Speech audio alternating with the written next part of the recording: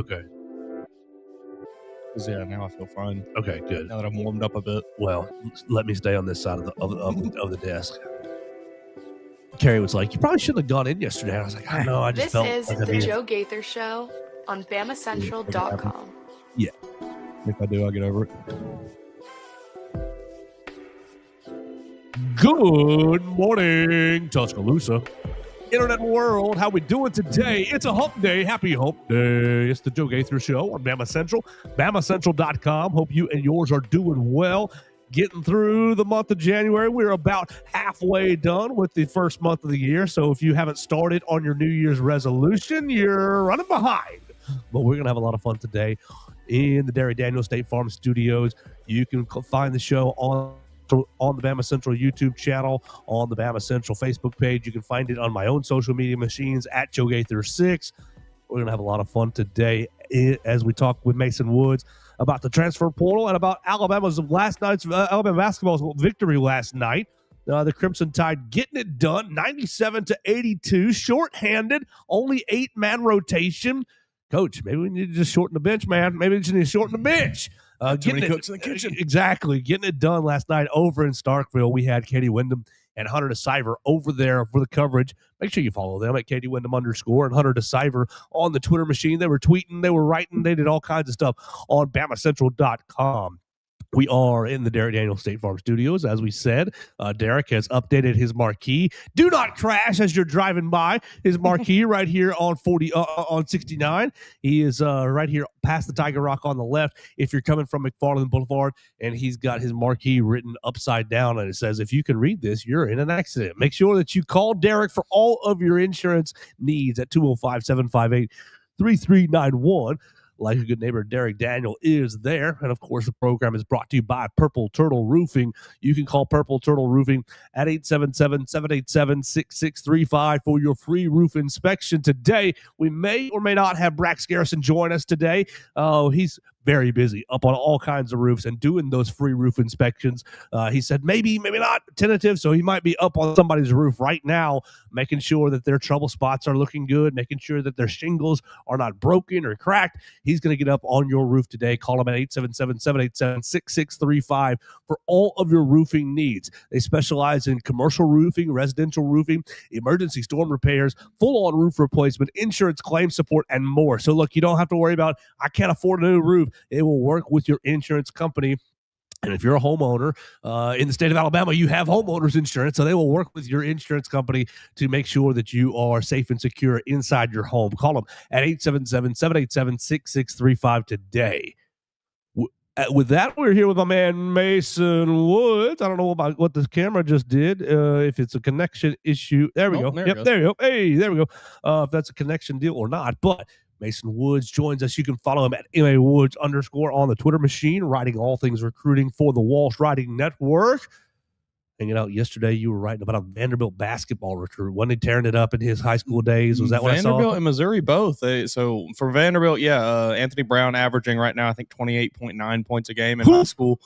Like you said, I mean, just completely tearing it up. He's shooting over 50% from the field, 40% from three, just dominating at the high school level there at Archbishop Carroll High School in Washington, D.C. Nice. And then for Missouri, the crown jewel of the 2026 class, Jason Crow Jr., 5-star point guard, 5-star guards, wing, hybrid, whatever you want to put him at, basically.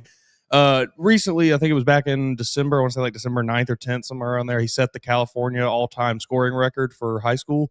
And he has just continued to extend his lead extremely wide now. And he's averaging over 40 points a game. Gee, whoa. Unreal. Also shooting over 50% from the floor, 40% from three. So, Bama, everybody else catching up in the SEC. Well, they are catching up, but Alabama put on a good performance last night. Let's start with basketball. We'll move to recruiting, transfer portal stuff after that.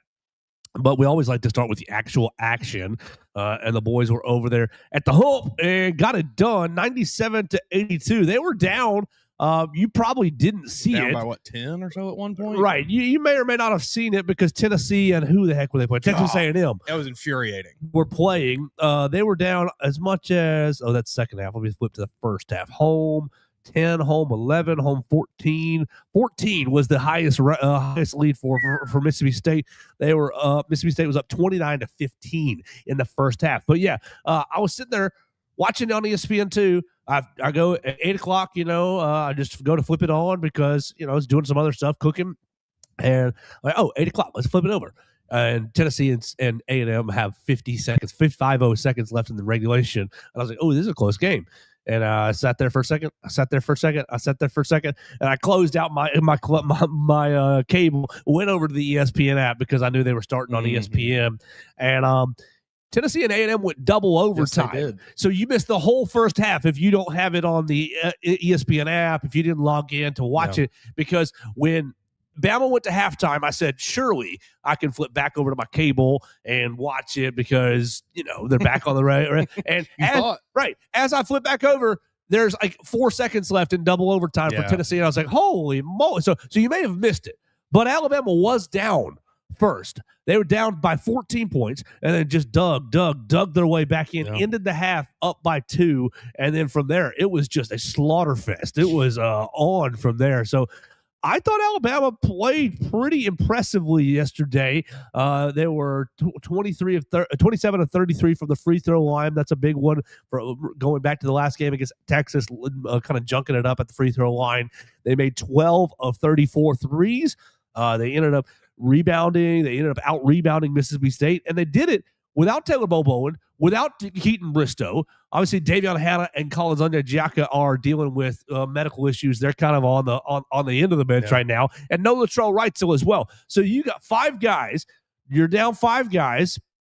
You're really 4. We've been down Collins pretty much the whole year, and Davion lately.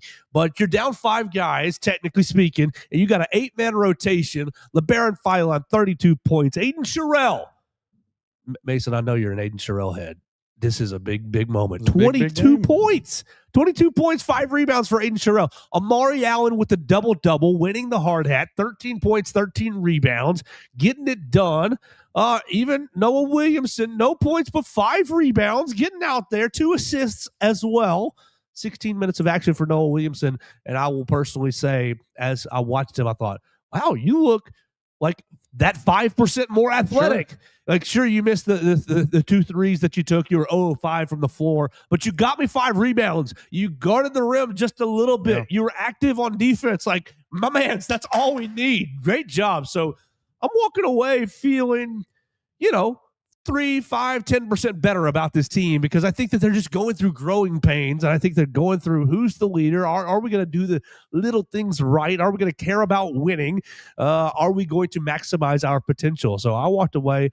I was on the phone last night watching the second half, kind of eating my dinner and just enjoying it.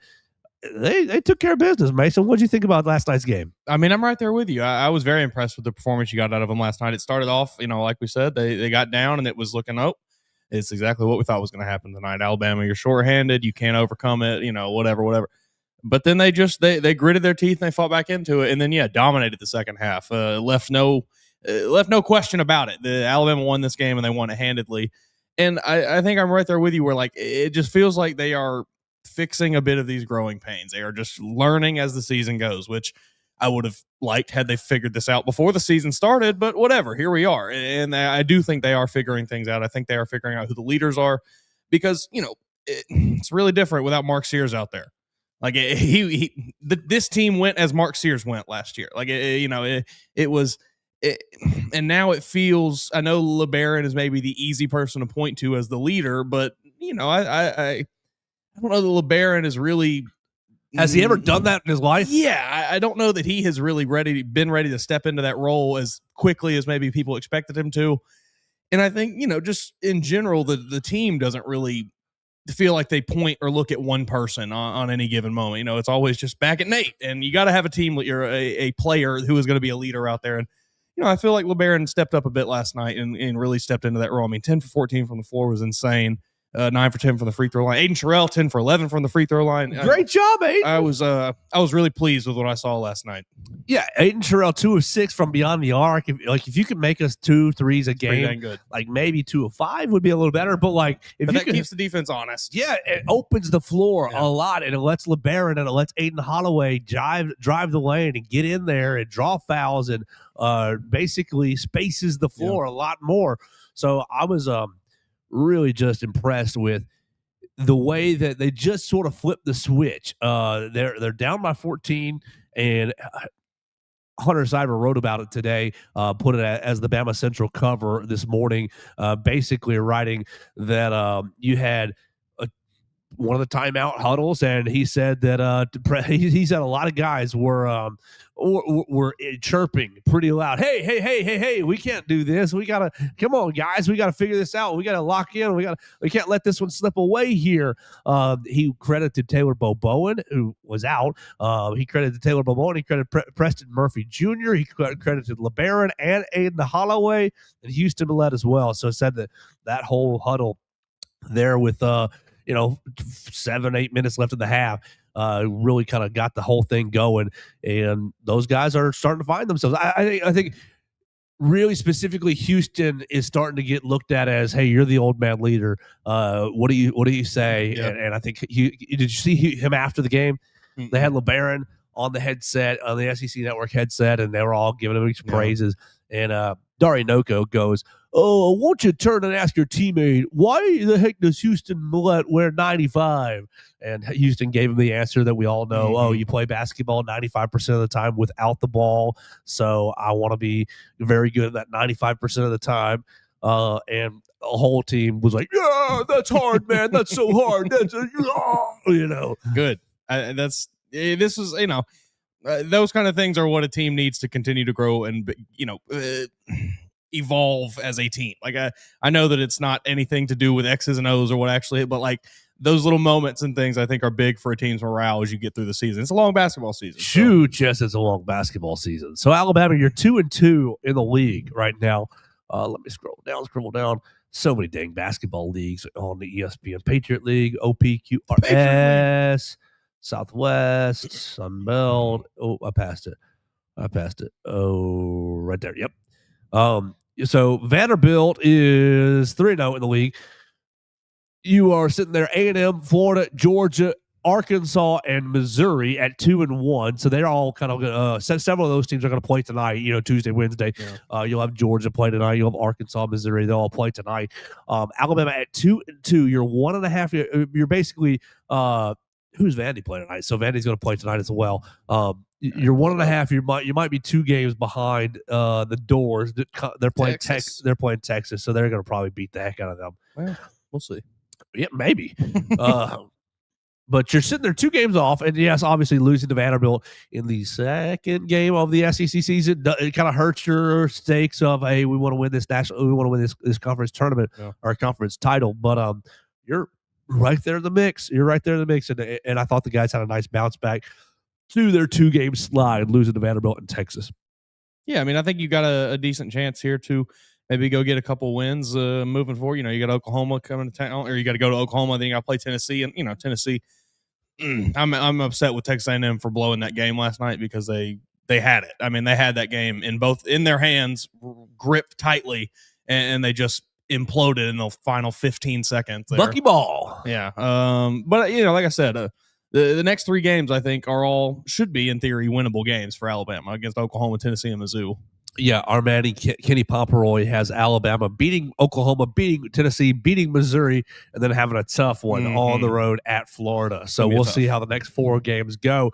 But as Mason just said, Saturday at noon, Alabama is going out to Norman to take on the Oklahoma Sooners. Kenny Pomeroy has them 89-84. Oklahoma is 59th in KenPom. Oklahoma is 59 in KenPom. What do I see? Oh, Joker. What, wrong page, down to 59. They are 34th in offensive efficiency and 137 in defense. It's still Porter Moser, right? Mm-hmm. Yeah, so I just had to look it up to confirm myself. Yeah. Like, did he leave? So, okay offense, not so hot Yeah. on defense. Alabama, after last night's game, is still at number 2 on offense and went up just a little. I think they were 79 before the game. They're at 74 in defensive efficiency. So, better analytic marks than both in both categories than the Oklahoma Sooners. So, should be. Look, guys, if we can get – I'm sick of saying it, but if you can get the guys healthy – and the problem is you got the guys not healthy, and so it's junking up Coach Oates' like decision making just a little bit. Now I have everybody healthy. How do I manage all 13 players? How do I manage all 12, 11 players? You know, with only 8 last night, it became a little bit like It's pretty simple. One in, one out. Yeah. You know, pretty good little rotation. Not Last much night. room for thought there. I think I'd rather have 10 available, you know. Yeah. But obviously that's still part of what they're going through. Taylor Bowen, he said, has a hand or wrist injury. There's rumors that it's a broken hand. I don't know if I believe that, but he said that he could come back pretty soon. So I don't think I believe that. Yesterday he said that Keaton Bristow had a leg injury and probably is going to be a little longer term issue. That's really disappointing to me. That's really disappointing. Is the Alabama basketball facility like directly beside an electrical substation or something? Is that I saw that on Twitter last night. I did see that. He's got the 49ers. Yeah, we've got the 49ers injury bug. Well, okay. Do we think just putting our tinfoil hat on, very tinfoil hat? Do we think the construction, the practice facility construction? There's too much dust on the floor. Guys slipping around. Banging into corners and things. Oh, well, that wall wasn't there last week. I don't know. It's possible. Yeah, maybe like the construction, all the power generated, I don't want to say radiation because that's not what's happening, but like just it's the waves, man. Kinetic energy, but coming over into where they're actually practicing because they're constructing. Like they're getting close to have the practice facility done.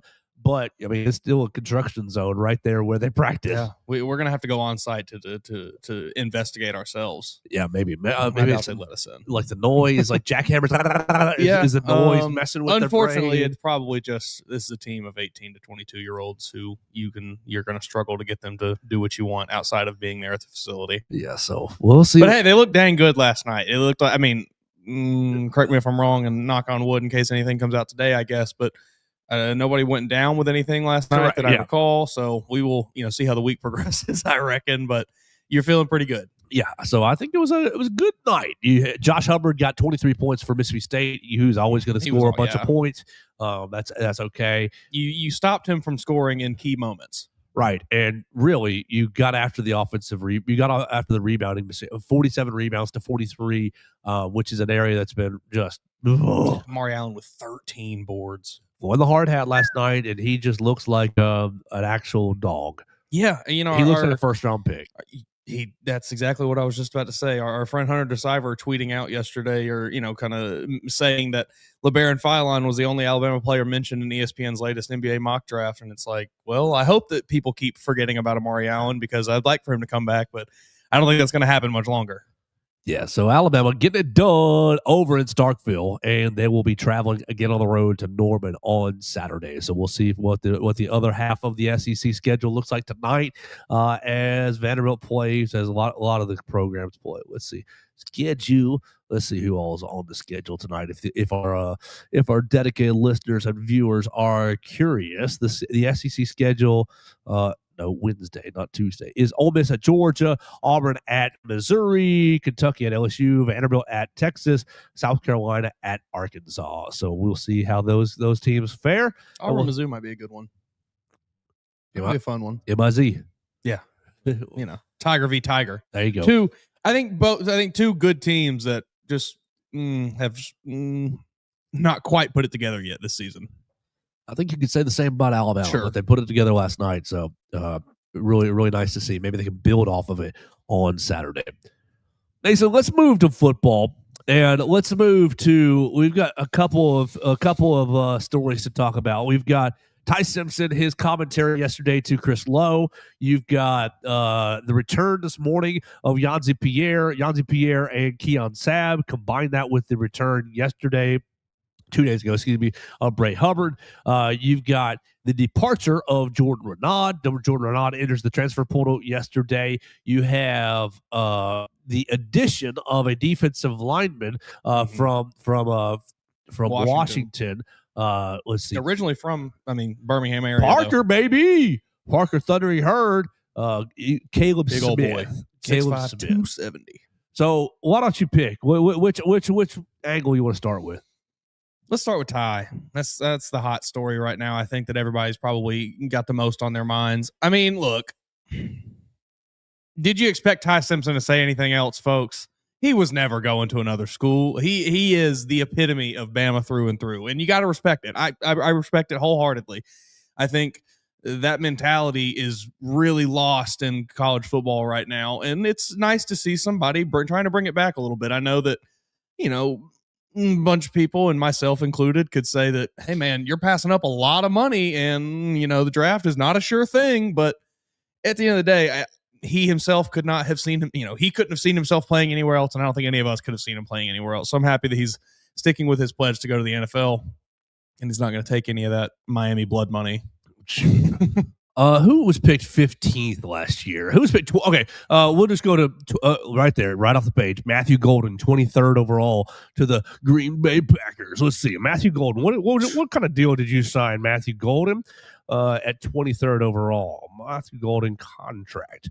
Let's see, full guaranteed rookie contract worth $17.5 million. Large signing bonus around $9.4 million. And the reason we're looking at 23, the reason we're looking at last year's draft, if you're not familiar with it, all the draft places are pre-slotted. You get taken number 1, it's for this value. You get taken number 32, it's that value.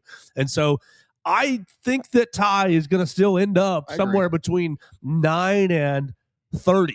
9 and 30 is kind of where I see him ending up. And if you're at 23, like our friend Matthew Golden, who caught his first touchdown pass of the year on Saturday, you made $17.5 million. Yeah, what is that, 4.2 a year or something like that, 4.25 a year? That's not bad. Not bad. And it's 9.4 right off the bat. Signing bonus 9.4 right off the bat. Shoot, you wake up the day after you get drafted, that is in your check or in your account. And so Ty yesterday, he does two things. From a news standpoint, he officially signed his paperwork. Yeah. Today's the deadline to put your name in and sign the paperwork. Yesterday, he officially signs the paperwork. So no more college. He also goes and chats with Chris Lowe and formerly of ESPN, now of On 3, and talks about how difficult of a decision it was. Really spilled the beans. Yes. Hey, he said, I'm not behind this Alabama this communication wall anymore. Yeah. He gave so much more in that than he ever gave in anything while he was the quarterback here. If you can't get behind the On 3 paywall, or you haven't read it on BamaCentral or any of the other aggregating sites, he says that first Tennessee and Ole Miss and Miami were all offered him $4 million. Okay, I know I'm never in the transfer portal, but okay, thank you. And then funny how that works. Miami moves on after they miss out on Sam Levitt, and Sam Levitt's now at LSU, and they say, okay, we'll give you $6.5 million. And apparently Ole Miss said, yeah, that's fine, we'll match it. And from there, Ty's like, well, shoot, do I go down to Miami for 8 months worth of work and $6.5 million? Oh, good offensive line, cruddy conference, just ball out. Probably a better running game than I had here this year. Ball out and still, try to be a first-round draft pick. Or do I move on right now? And he basically told Chris Lowe, I couldn't picture myself any better other than Alabama. He said, I got my handprints in Denny Chimes, and I don't think he's done that quite yet, but he will this coming A-Day. That they'll knock that out. But he basically cites legacy and loyalty and opportunity after football. I mean, shoot, if Ty Simpson's NFL career flames out on his rookie deal 4 years, come on back to town, buddy. Right, he's gonna be somebody's got a spot for you. Businessman X or shoot. You may see, if Kayla DeBoer's still around, which I hope he is, you may see Kayla DeBoer say, hey man, we're adding you to the staff. I'd be fine with that. I think you'd be. I think you could do a lot worse than adding Ty Simpson to your staff. So Ty basically cites loyalty and longevity, and I think that's a great thing. Yeah. I think it's something that's lost on the current crop of college athletes going into the portal year by year by year. Let's say you look, we can talk about Noah Rogers, the new wide receiver that's coming in. Noah Rogers, I hope that you have 2 good years in Tuscaloosa, then you go to the NFL.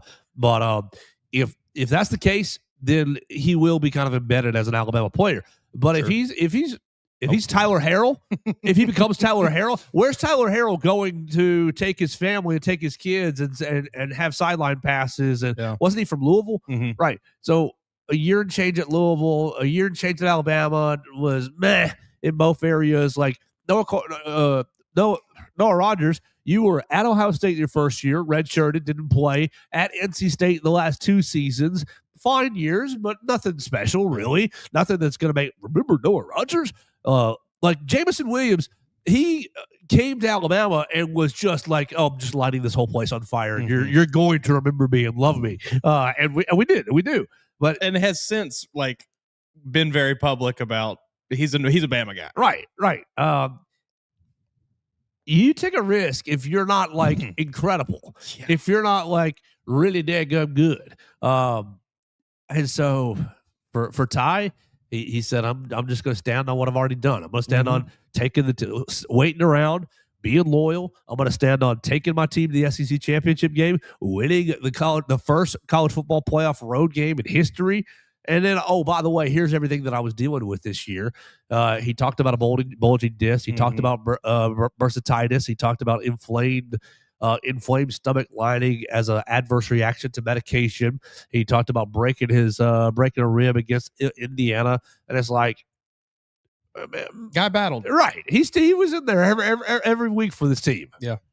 I think there's, you've all heard what I had to say about the way he played this season. Sure. But like I again just very much respect this perspective from Ty Simpson. I think it's nice to see.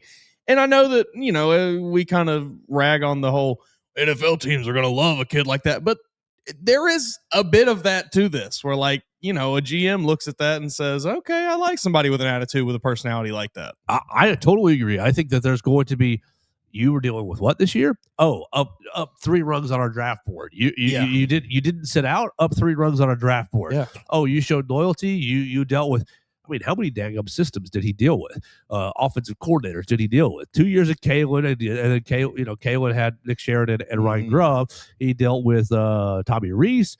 He dealt with Bill O'Brien. Like 4 or 5 different offensive coordinators when he was here. So he's showing these NFL teams that, hey, year to year to year, I can pick up and learn an offense. I think that he is only helping his draft stock with the information that's coming out. And then when he gets into the room, he said that he got 18 teams evaluating him, and 17 of them gave him first round grades. And he said the other one that didn't said that he could interview his way into the first round. Said he was a second rounder, but could interview his way into the first round. I think that's a fair assessment. Yeah. I'll just ask you, Mason, if all the information that's come out about the injury situation, does that move you a little more like, oh, he was pretty good?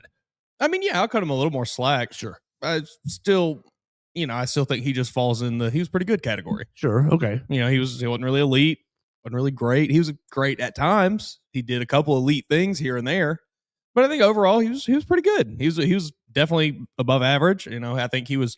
People look to the stats and the QBR and stuff, and Jalen Milroe was he was better than Jalen Milroe. He was a lot better than Jalen Milroe, I think. He gave Alabama a bit at least of that stability, of that consistency that you were looking for at the quarterback position this year, and you can't fault him for that. He got hurt. It just is what it is. I cut him a little bit more slack now after hearing that. The other topic that came to my mind from these quotes was, if you're dealing with this many injuries, I'm sorry, but I go to, well, was Austin Mack and Keelan Russell, were they not ready? Or they not I'm sorry. You threw Ty Simpson out there against Eastern Illinois, and I'm sure it's about rhythm and, getting the offense humming again at that point because you were kind of into a little funk, but you can't give my man a week off. Like, I get it against Oklahoma. That defense is super complicated. You want a great mind out there. You want somebody who understands things, but could Austin Mack not give you a week? Not. I don't think you were telling Ty Simpson he has to sit out. Well, I think that's probably a big part of it right there. But I do think, like you're saying, I think that's definitely part of the equation here is that they did not feel that either of those guys were ready last season. So I mean, is that giving me any bit of concern going into this year? Not really, to be honest. I wasn't trying to say that, but I do think that is part of the equation there of like, Ty's banged up, sure, but we really don't think either of these guys are ready. Yeah, I wasn't trying to say that I have concerns for them in 26, but I just was like, man, Austin, you've been in the system for two. They might not have been this far along as we maybe expected them to be. Sure. And you don't want to disrupt any team chemistry, and you didn't want to give the college football playoff committee was it Jordan Travis? Was that the Florida State quarterback's name? Jordan Travis. You don't want to give them any ammo, any fuel. And I mean, not that they care about it really in the facility, but that does also just give fuel to the swath of Alabama fans and media members like myself. Or, well, we need to see what the other two guys have. Ty's not the answer. He's not the guy. I think it shows just you're riding with your guy. Yeah. So Ty ends up basically an Alabama hero, and I think that is probably a correct designation for him. Staying around so long in an era where people don't stay around. And I do, like I said, I'm going to stand on that. I think 9 to 30 is probably his range. And I think really probably 17 to 20 is probably his range. And maybe that's me overvaluing him. I think he's going to drop. I think he's going to be right there at the end of the first. Well, who was headed out to LA, baby? Who was drafted 23rd? Or who was drafted 32nd? Josh Simmons, offensive tackle from Ohio State. Jahad Campbell, 31. Let's see. I remember that still. Jahad Campbell. How did the NFL let that happen? Jahad Campbell at 31 signed a 4-year full guarantee contract, $14.9 million, so $15 million good still. Deal, $7.4 million signing bonus. So he woke up the next morning with $7.4 million, and so Miami $6.5 million. Miami, you should have upped those numbers. Hurricanes, right. Now, granted, for Miami, it's a 1-year deal, $6 million, and you can go cash it in again. But I don't know. I think if you wanted to also maintain the loyalty factor and also maintain the life after football factor, then you make this decision. I mean, at the end of the Ty, he told us 17 of the 18 teams I talked to told me I was a first-round pick. Yep.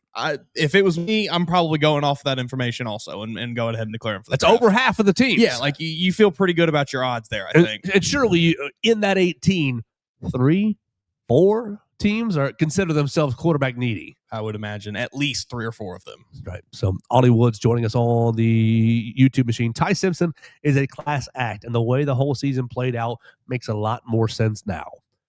Totally agree.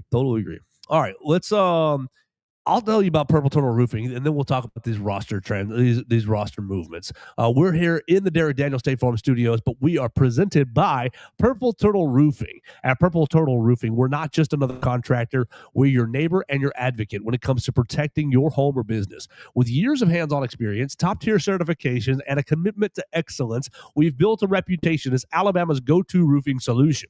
We specialize in residential roofing, commercial roofing, emergency storm repairs, full-on roof replacements, insurance claim support, and more. Call them at 877-787-6635 for all of your roofing needs. Brax Garrison or one of his teammates will come give you a free roof inspection. They'll get up on your roof, whether it's a metal roof, a shingle roof, it doesn't matter. They'll get up on that roof and let you know what's troubling. If you've got any spots to worry about, they'll work with you on your chimney. They'll make sure that you have the peace of mind and security in your home that you deserve. So we appreciate Purple Turtle Roofing for sponsoring the program. Look, if you want to see it for yourself, you can go to their website, or you can find them on any social media machine. They're big on TikTok. They're big on Facebook. They're right there on Instagram as well. Brax, just type in Brax Garrison, and he's posting pictures of all the new roofs that he's got. So if you've got trouble or you think you've got trouble, call them at 877-787-6635. They'll come out and give you a free roof inspection. That's right, free roof inspection. So all you got to do is call them, Schedule your appointment. They'll give you the information that you need to work with and to deal with and to make good decisions for yourself. And then if you have to make a decision, they'll work with your insurance company as well to make it an easy process, because nobody likes a lot of construction in their home. They'll get in, get out, get it done, and you'll have a brand new roof if you call Purple Turtle Roofing at 877-787-6635. All right, let's keep going here on the Joe Gaither Show on a Wednesday. We appreciate everybody who subscribed to us on Apple Podcasts, Amazon, Spotify, wherever you get your podcasts. You can find the Joe Gaither Show. Tell the show about tell your friend about the show, because we're talking Alabama sports 5 days a week right here in the Derek Daniel State Farm Studios on BamaCentral.com. Where I want to go to next, Mason, is I guess the only departure yesterday is Jordan Renaud, and yeah. That's a tough one. In a way, it is. I think you're okay, but tough. It's tough in the sense that you don't have a single wolf, or excuse me, a single bandit left that had real contributions last year. LT Overton is out of eligibility, going to the NFL. You have Keon Keeley is at Notre Dame, and Jordan Renaud is now in the portal. So those three guys, and really Kelby Collins is over at South Carolina. He got a little bandit work as well. All three, and really four guys all gone. So you're restarting at the bandit position. Pretty tough, I think. But Jordan Renaud specifically, like all of those guys. All those guys, really. I mean, LT, the best of the group, the best of the four.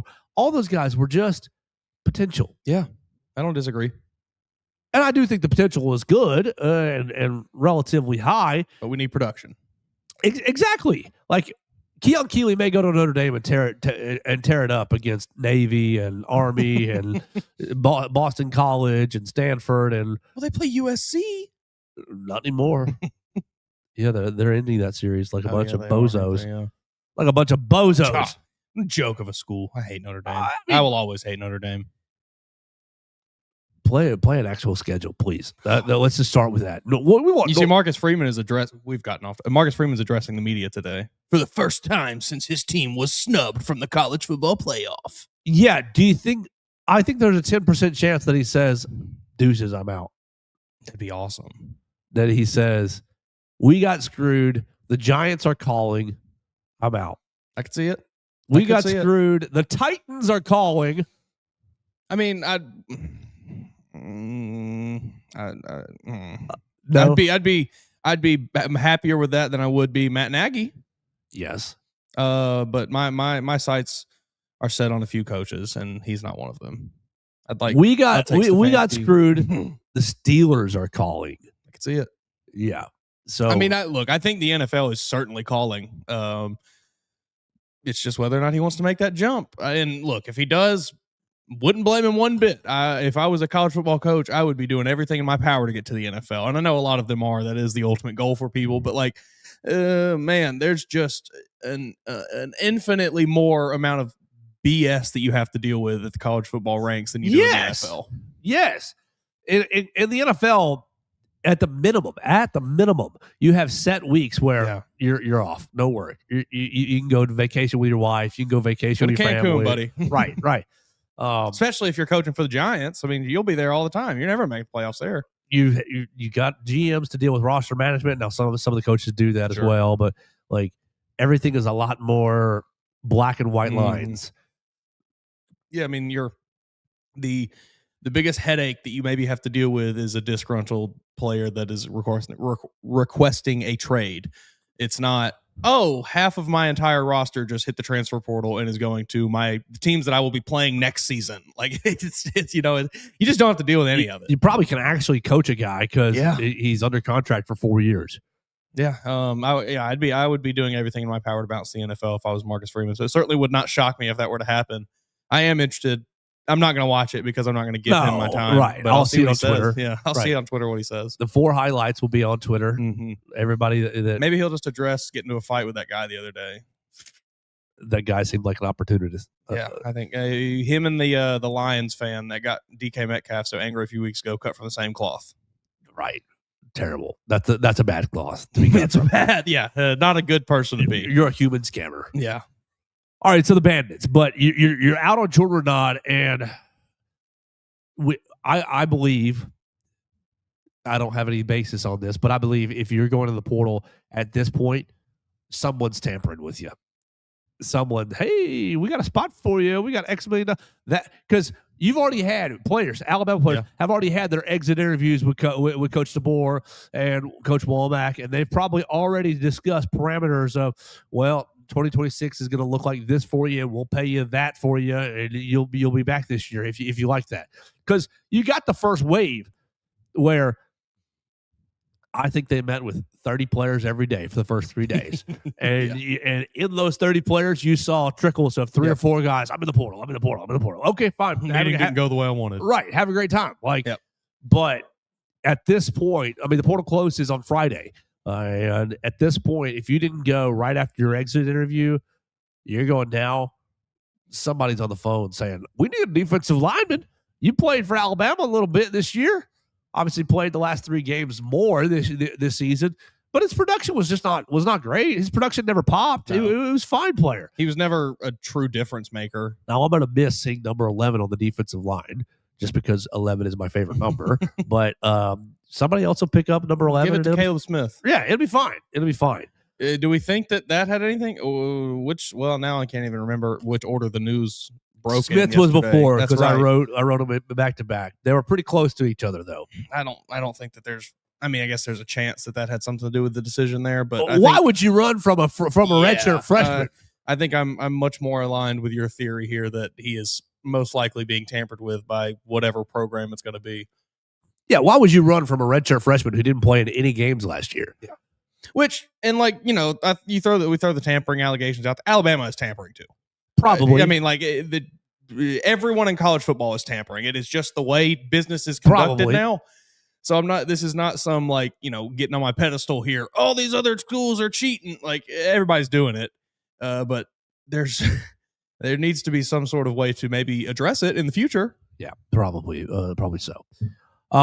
Perfect transition. You get Caleb Smith coming in the transfer portal from Washington, Parker High School.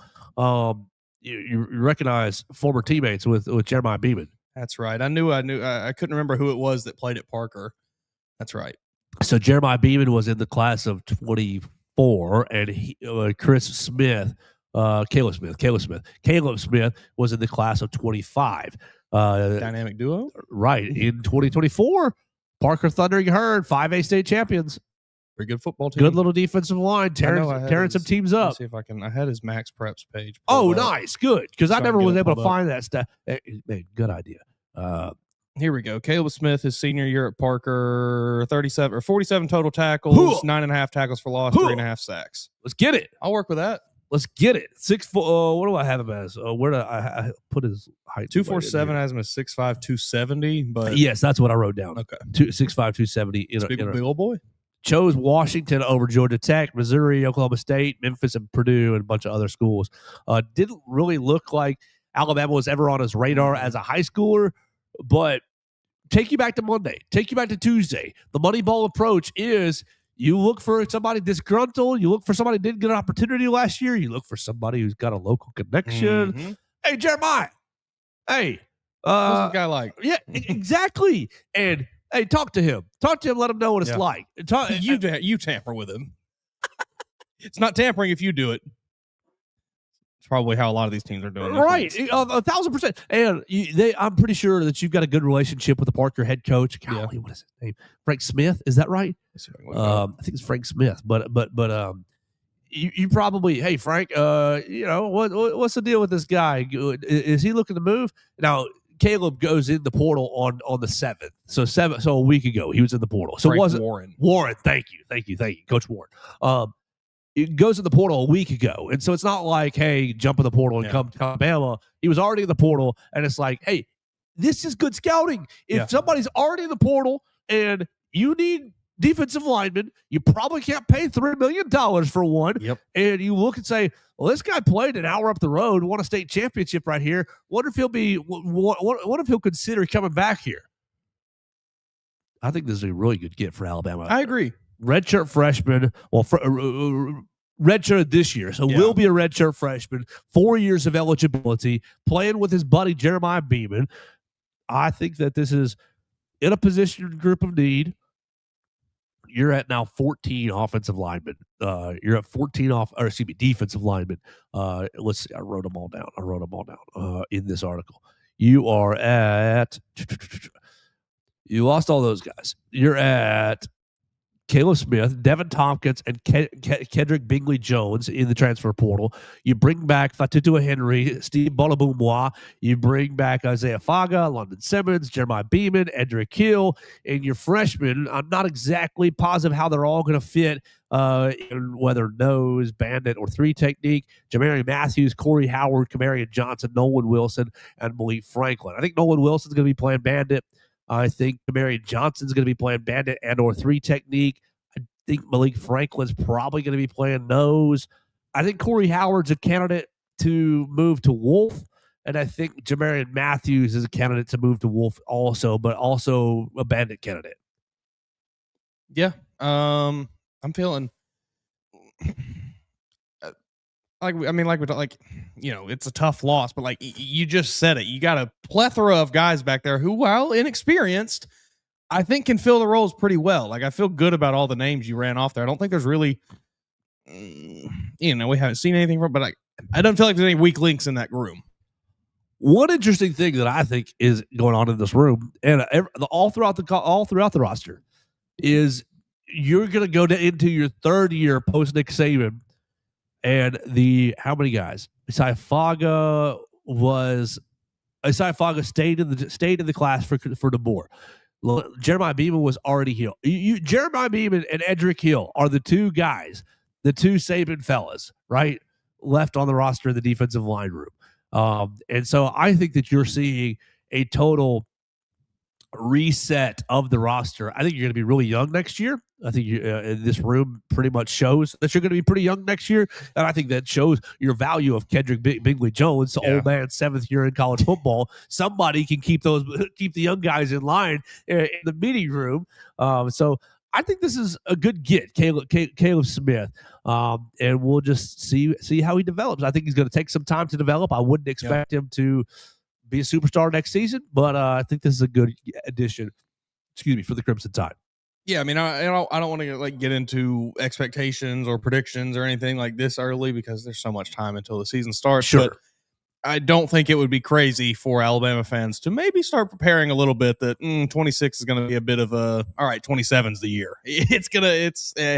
You're going to be a bit inexperienced in a lot of places this season. And while it might come together and they could be great, I think you have great potential in what you have on the team. It might just be a year where, all right, we're getting some experience and we're making a run in 27. Yeah, retain and develop. Keith Connell on the YouTube. Hey, gang, roll tide from sunny New Mexico. Oh, man, New Mexico. Hope that's all going good. Have some Los Pollos Hermanos, right? Isn't that New Mexico? I have no idea. I've never been to New Mexico. Never seen Breaking Bad? No. Oh, well, I'm pretty sure that's the I'm pretty sure that's the fictitious chicken joint from Breaking Bad. I missed the Breaking Bad boat, and now I'm just, it's too late. I think I'll just never watch it at this point. It's not too late. Yeah. There's so many good shows. There's too many shows. Yeah, I can't watch everything. Yeah, Keith Collins. I gotta miss some stuff. There's a few. There's The Wire's another one. I'm giving it a try. I can't do it. What? First season, some of the best TV you ever watch, and then it just falls off a cliff as soon as they hit those docks. Oh, the doc season was good. They've got, can't do it. I've tried to watch it 3 or 4 times. I just can't. I love the first season. It's awesome. They got a newspaper. They've got a newspaper season. So I hear.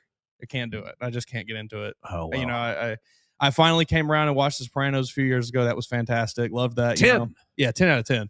But there's just going to be shows I'll miss. And Breaking Bad, unfortunately, I think is going to fall into that camp at this point. I watched Leonardo DiCaprio's new movie yesterday. What is it? One Battle After Another. I want to watch it. It was okay. It was pretty good. It wasn't great, but it was good enough for sure. Yeah. There's been a lot of, there's too much damn stuff to watch. Just can't do it all. That's a great life lesson. Can't do it all. All right, so you lose Jordan Renaud. You bring in Caleb Smith, and this morning Matt Zenitz reports. Look, we said it already. Today's the NFL deadline day. This morning, Yanzi Pierre and Keon Sabb both reports have both those young men returning for Keon Sabb redshirt senior year, for Yanzi Pierre redshirt junior year. Love that. I think Yanzi Pierre can make himself a lot of dadgum money. And I have to imagine that was part of the bargaining of getting him to return. Of like, hey, buddy, look, I know you've maybe heard you could be a second, third round pick, but you come back and you put together a good season, you are a surefire first rounder. Yeah, I think Keon Sabb is looking at a similar thing, not to where he's a first rounder, but to where I can make more money staying at Alabama than I can be being an undrafted. Exactly, being an undrafted free agent. And so for Alabama, you keep like the secondary looks. Oh man, you talk so about much experience. Yeah, you talk about being a developmental year. Well, gonna be tough to throw the ball on the Crimson Tide this coming season. Xavier Brown, Dijon Lee. You're gonna have Xavier Brown, Dijon Lee. You're gonna have Red Morgan. You're gonna have Bray Hubbard. You're gonna have Keon Sabb. You got Drake Kirkpatrick Jr. back yesterday, and I would imagine that Drake Kirk is gonna be fresh off suspension at the start of the year next year. They'll probably work through all the legal issues that he had over the offseason. And we say that it wasn't like it was like triple felonies. Yeah, man. It was it was a bad drove away from a traffic stop. Yeah, it was a bad traffic violation. Sure. It was. So we're not excusing the young man, but we're also not going to crucify him for it either. Right. So he pays his punishment. I mean, his punishment was daggone what? 6 games, 7 if games, not more. 8? Yeah. We missed the whole back half of the season, basically. Right. So he pays his punishment, and look him up. Could he still redshirt? Look, did he only participate in that few games this past year? And so the secondary looks just really, really, really loaded. You bring in Carmelo Hayes. Is that the guy from Mercer that you brought in as well? Played in 8 games this year. 8 games, so too many. Unfortunate, but that's okay. Hey, well, maybe if this new 9-game thing goes through, you said that's horrible. Yeah, I am all for loosening up the restrictions on red shirts a bit. But that's way too much. Yeah, I mean that's a full season. Right. So, hey, coach, you got fired in October. I'm redshirting. Like Oklahoma State, it happened at Oklahoma State where the whole team basically quit. And I mean, obviously Alabama took advantage of it with getting. Should not. That needs to not be allowed to happen. Like when did Brian Kelly get fired? Was that 9 games into the year? Same thing with Hugh Freeze. Is that 9 games into the year? Definitely. Like. You get these coaches fired because, oh man, season's gone to the toilet. We're going to go in a different direction, and then because, oh well, this season didn't count for me. I'm redshirting. I'm quitting the team. I'm going to the portal. You're going to have a swath of 30-year-olds playing college football. Terrible. Yeah, that's the complete opposite way that we need to be going. We do not need to be getting older in college football. Carmelo O'Neal was the defensive back from Mercer, not Carmelo Hayes. Carmelo Hayes is a wrestler. Yeah. Oops. Slip of the mind. That's all right. Well, we'll know Carmelo O'Neal's name by the fall. He's going to be playing a little slot quarter. He's going to be playing third quarter. He and Red Morgan are going to be probably. I'm so glad you got Red Morgan back. Not that I thought there was any chance you lose him, really, but I'm just glad that he's going to be on this team next year. Speaking about not any chance you lose him, yeah, all that was driven me crazy during the portal. Driven me absolutely crazy. I think maybe I didn't, but I have not really seen any of their stuff. So I think I may have muted that account on Twitter because I got annoyed with it at some point over the last several months. We understand you're the NIL entity, and I hope, look, if you guys feel like that's worth your money, great. Do it. Awesome. $50 a month, $5 a month, whatever it is. Yeah. Do it. But we don't need return graphics for players that still have eligibility. I hate that. Marshall Pritchett, Caden Jones, Drake Kirkpatrick. That's who they're tweeting now. Marshall Pritchett resigns. What else was he going to do? Return. Like, right. Hey, buddy, you're just enrolling for the next semester. Yeah, you're just still in college. Can we get like Marshall Pritchett picked out his classes for next year graphic or something? Like right, and like there's nothing against Marshall. It's nothing against Caden Jones. Caden was on the show as a recruit. Mm-hmm. Like if you want to look that up, he was great on here. It was a good interview. Just type in Caden Jones, Joe Gaither, you'll see it. Yeah, it's like a principal thing, and I really appreciate him being there. But exactly, you're just staying in school. You're just doing what everybody else did before you, before the college football world went upside down and topsy-turvy. Yeah. Like, you just re-enrolled the next semester. It used to be like, give me a graphic if homeboy's leaving, Sure. right? All 3 sports, Hayes Fawcett, whatever. Give me a graphic. Billy's going to the transfer portal. Mm-hmm. Give me a graphic if he's returning, but he's got NFL NFL status, like Bray Hubbard, Yanzi Pierre, Keon Sabb. They've got NFL status. Okay, great. Those guys get a graphic. But if you're a freshman, if you're a sophomore and you haven't played, if you're a redshirt, like, you don't get no graphic. Yeah. You're just re-enrolling for the next semester. Yeah, that's infuriating. To me, I think I wondered if Alabama just has a minimum post count requirement. I was just like, okay, yeah, possible. Makes sense. But no, sign up for Alabama if that's what you're into. Not talking anything bad about that process really, because I think it is important for the fans. But I also don't think you've seen a lot of, if you're not signed up for Alabama, you can't complain about this coaching staff.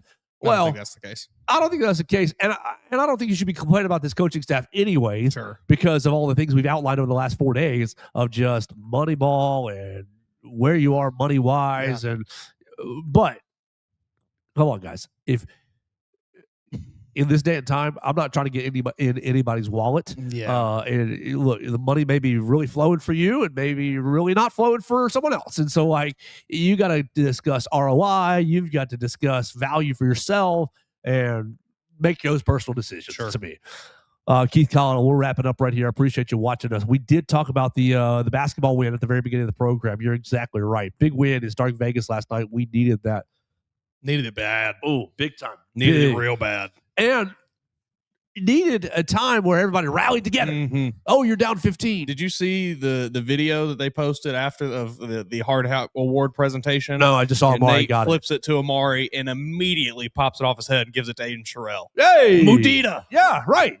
You need that. That's what you're looking for. Hey, we're down 15. Everybody's in the huddle, rah, at each other, and not really at each other, but hey, come on, Billy, come on, Charlie, come on, Aiden, come on, LeBaron. I'd much rather have a team of guys that are not afraid to yell at each other than a team of guys who are all walking on eggshells. Right. So I thought last night's win was I don't want to say pivotal because that's overselling it, but I do think important, really important to, hey, we're snipping this 2-game losing streak in the bed, and we can start going on a run. We're beating Mississippi State. We're beating Oklahoma on Saturday. We're going to try to go on a run. The big rival against Tennessee coming up, Missouri, winnable games. I mean, trying to build to that Florida game. If they do go on a run, like, I think this could absolutely be a moment that, by season's end, we all look back. You remember that Mississippi State game? It feels like that's kind of where it all came together. Yeah, I totally agree.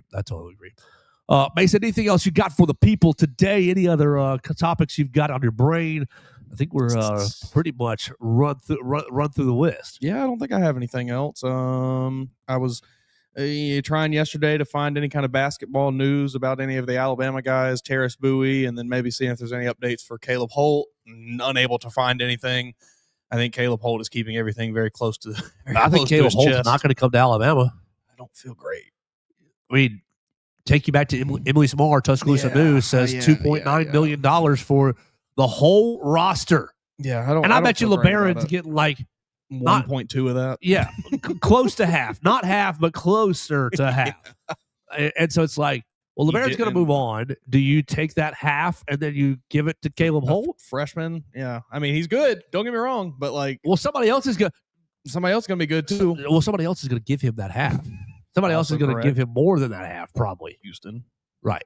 They're going to say, oh, we Kentucky. Right. Kentucky's going to throw a bag at him. He's a wildcat. We got $2 million. They'll just give him 5 and say forget about it. Exactly. Mm-hmm. We got more money than Alabama's entire NIL. And so it's like, it's just a tough spot to be in and I guess it's a good problem to have. Nate Oates has elevated this basketball program to such a point where you are in competition for these high-level guys, for these number 1 overall recruits, but you're still a football school. I think this current freshman class, the Amari Allen, London Jemison, Davion Hannah class, even Collins Onyechaka is the money ball approach. Yeah. You've got 3- and 4-star recruits that were they high? Yeah, a little bit, but they weren't Duke wasn't going after all of them. Kentucky wasn't going after all of them. And he's like, well, I'll just go up to Wisconsin and get Amari Allen. And I just think that he fits our program. He fits what we do. He's the right size, the right length. And I'm sure Amari Allen's making some money, but he ain't making he is making less money than what his value is right now on the court. Absolutely. So, and so I think that's the approach of the blueprint going forward for this basketball team. And so nice to see that kind of paying off a little bit so far this year. So we'll see how it continues. We'll watch Caleb Holt. We'll see what happens. I mean, we'll see. Look, I'm not gonna, say it one way or the other, but I don't feel great about it. Yeah, I don't either. So just 2 more days of transfer portal watch. There's nobody else NFL draft wise that we're thinking about, is there? No. No, I don't Parker think declared for the draft. Damani declared, right? Right. Damani's out of eligibility. Oh, that's right. Yeah, he was a senior this year. Let me just double check this real quick. Looking at the RollTide.com roster, Alabama football roster. We'll see all the red shirts. You see what Isaiah Horton said? God guided him to Texas A&M. Yeah, that's exactly right. God guided him to Texas A&M. He also, what people haven't said that much, is played 7-on-7 with Marcel Reed. So learn something new, right? And it's like, yes, the money is probably a huge factor, but it's also comfortability of, hey, I'm going to go play with a buddy, with a guy who knows me, likes me, and is going to treat me right. Going to target me a lot. Right, exactly. So let's see. All these redshirt sophomores is where we start. All right, gone, staying. Connor Schulte, NFL draft. You've got Bray's returning, gone. James Smith. You've got all the way through. We're still at you. David Byrd, gone. Transfer portal, so sad. Okay, Caden Proctor, gone. Keon Sabb, returned. Batutu Henry, returned. Ty Simpson, gone. Brailsford, gone. Danny Lewis Jr., NFL draft. I'm frankly shocked that Danny Lewis Jr. has not gone in the portal yet, honestly. Yeah. Just a change of scenery. And that's it. So really, Danny Lewis Jr. is the only other upperclassman decision that you're kind of waiting on. And that's going to be either today, he's going to go to the draft and be a undrafted free agent, or he's going to portal out by Friday. Probably right. So we'll see what happens with the football team over the next 2 days and with the additions over the next 2 days. We appreciate everybody joining us on the comment section. Keith Connell, enjoy those Los Pollos Hermanos. Enjoy New Mexico. Hope that's going well for you, sir. Ollie Woods, thanks for chiming in on the YouTube machine as well. We appreciate everybody who has called us on the voicemail line. We had a couple calls earlier in the week. Feel free to call. Let us know what you think about Ty Simpson. Do Ty Simpson's comments make you feel any differently about the back half of the year? 205-462-7340, extension 800. If you want to be a part of the show, we'd appreciate any of your voicemails. Dax, I'm missing you, man. I hope you're doing well. We've had a lot of fun this week. We're going to continue to have fun the rest of the week, and we'll talk to you again on Thursday right here on the Joe Gaither Show on Bama Central, BamaCentral.com.